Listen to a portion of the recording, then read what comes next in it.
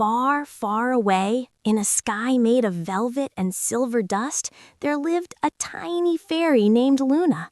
She was no ordinary fairy.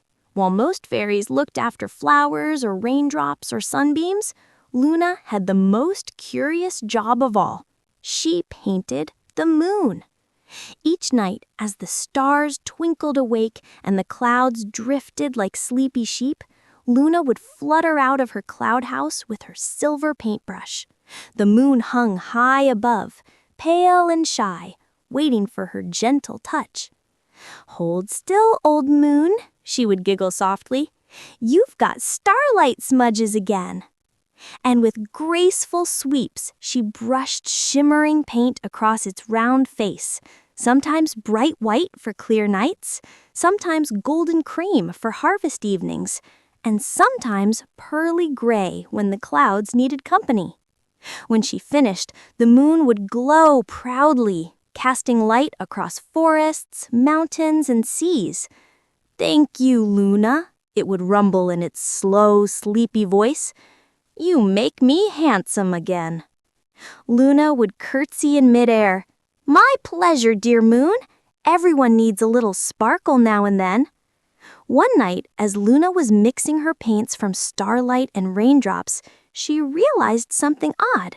The sky looked duller than usual. The stars weren't twinkling as brightly.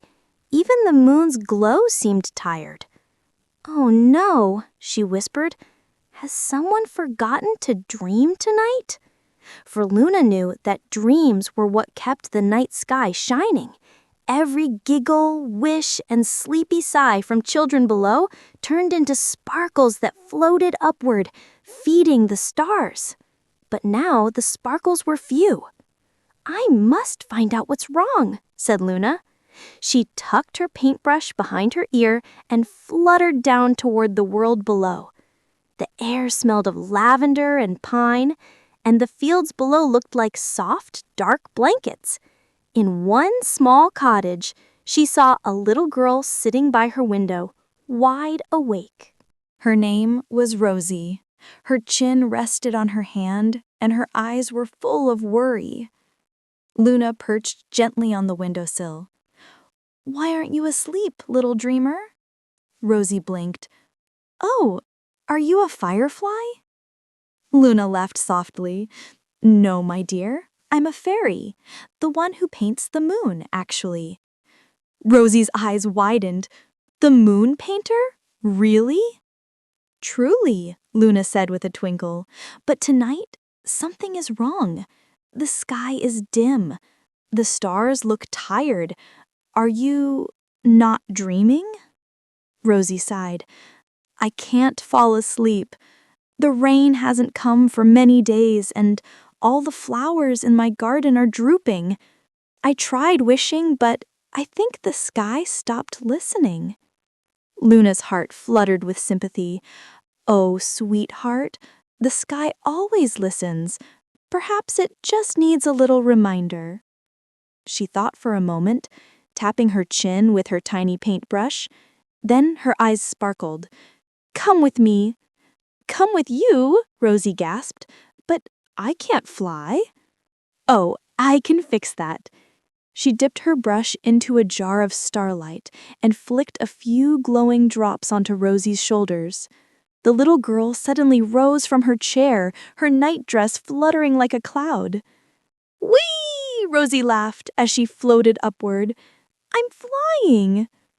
Together they soared out the window, higher and higher, past treetops and clouds, until the stars surrounded them like glittering confetti.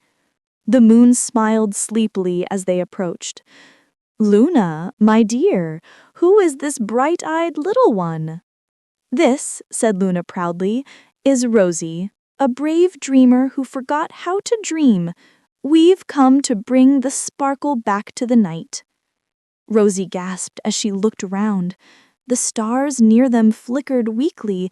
Some even looked gray. "They look sad," she whispered. "They are," Luna said softly. "The stars need laughter to shine, and tonight they're hungry for joy."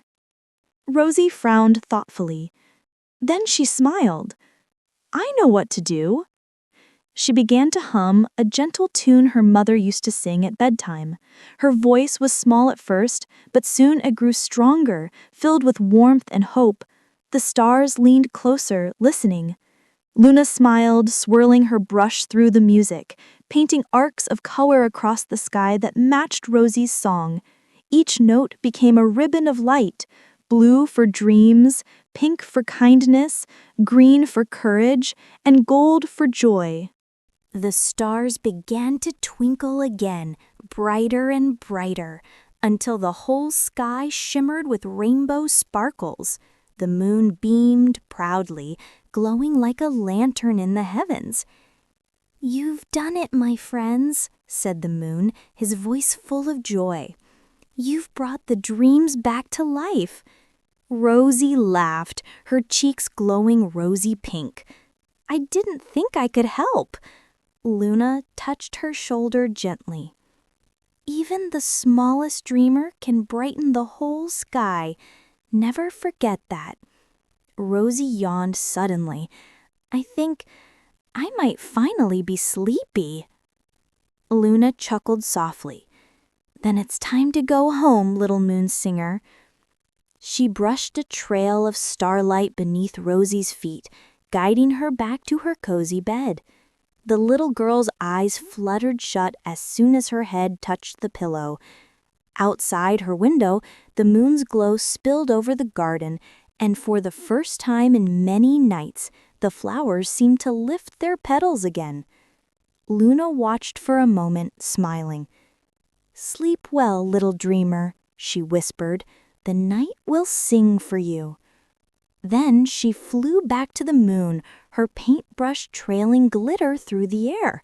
She dipped it into a jar of rosy light, the color of Rosie's song, and painted a final shimmer across the moon's face.